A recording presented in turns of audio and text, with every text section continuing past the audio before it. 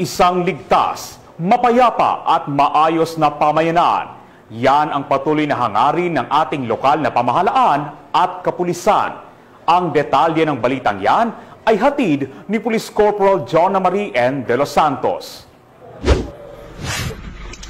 Patuloy ang isinasagawang road clearing operations ng Calasiao Police Station katuwang ang lokal na pamahalaan at iba pang ahensya matapos ang matinding pinsala na dala ng Bagyong Uwan.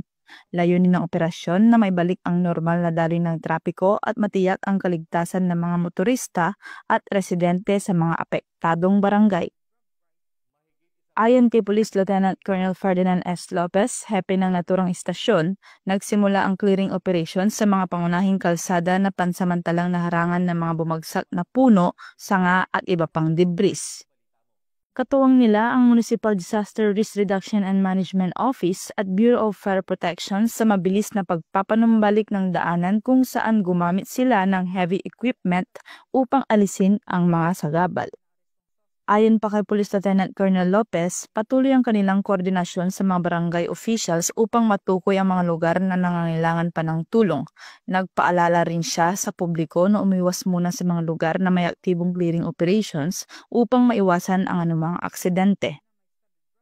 Dagdag pa, patuloy silang magsasagawa ng monitoring at road inspection sa mga barangay upang matiyak na ligtas at passable na ang lahat ng kalsada.